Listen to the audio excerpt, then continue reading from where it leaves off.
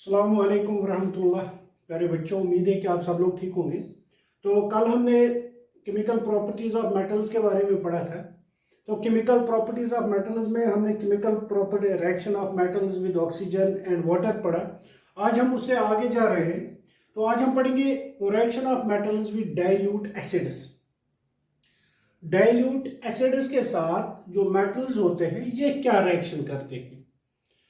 देखिए, सबसे पहले अगर हमारे पास कोई मेटल, पहले एसिड, हम डाइल्यूट एसिड क्या होता है? Dilute acid is which is not fully concentrated, जिसके साथ हम पानी मिलाते हैं। फिर पानी की परसेंटेज होती है, कितना मिलाते हैं उसी हिसाब से 10%, 20%, 30%। तो उस हिसाब से हम उसको डाइल्यूट कहते हैं। ज्यादा डाइल्यूट 50%, 60%।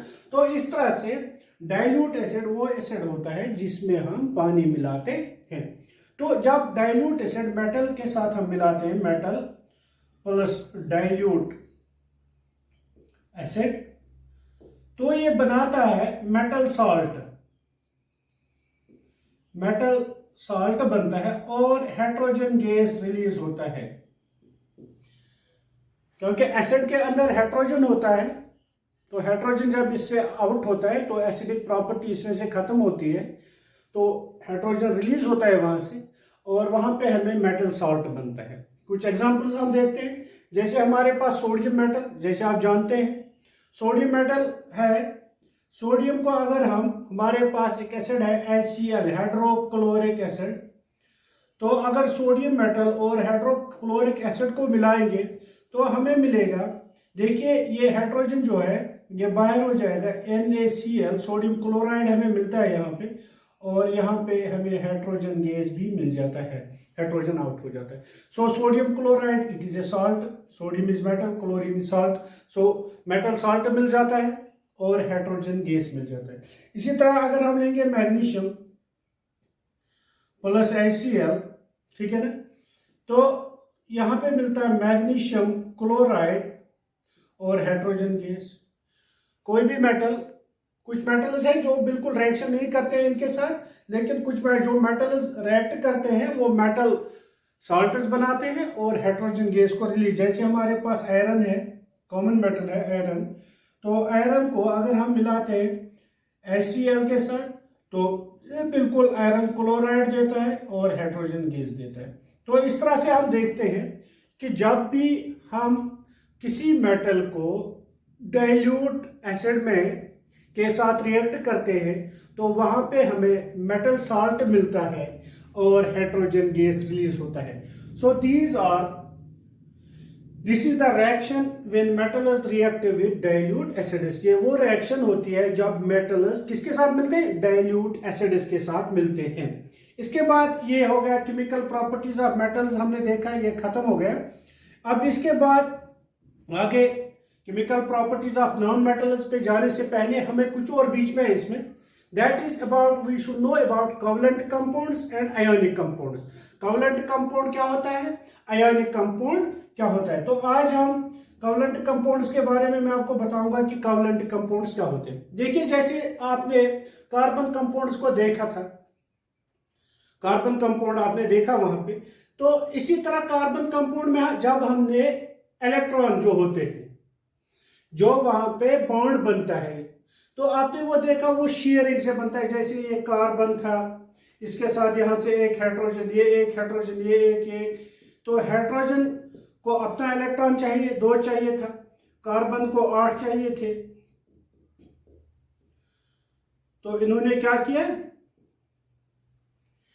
हाइड्रोजन को 2 मिल गए, इसको 2, इसको 2, इसको 2, लेकिन साथ में कार्बन को 8 मिल गए। तो इन्होंने आपस में शेयरिंग की, शेयरिंग ऑफ इलेक्ट्रॉन्स, और इनके दरमियान जो ये बॉन्ड बन गया, इस बॉन्ड को कोवलेंट बॉन्ड कहते हैं। Covalent bond when there is sharing of electrons between 2 atoms, जब 2 एटम्स के दरमियान आपस में शेयरिंग ऑफ इलेक्ट्रॉन होती है, तो उस तरह का जो बॉन्ड वहां पे बनता है उसको कोवलेंट बॉन्ड बोलते हैं। इसके बरक्स अगर हम देखेंगे, ये देखिए यहाँ पे सोडियम है, ये क्लोरीन है, जैसे हम देखते हैं सोडियम क्लोराइड, क्लोरीन के पास 7 इलेक्ट्रॉन है आउटर मोस्ट शेल में, 1 2 3 4 5 6 और 7, यानी कि इसको एक चाहिए। इसके आउटर मोस्ट शेल में एक ही इलेक्ट्रॉन है, ठीक है ना। तो ये अपना एक इलेक्ट्रॉन इसको दे देता है, खुद इस पे पॉजिटिव चार्ज आता है, इसको देता है तो इसके ऊपर नेगेटिव चार्ज आता है, तो ये इसको टोटली शिफ्ट करता है अपना इलेक्ट्रॉन, इसी को देता है, टोटली ट्रांसफर ऑफ इलेक्ट्रॉन, ठीक है ना।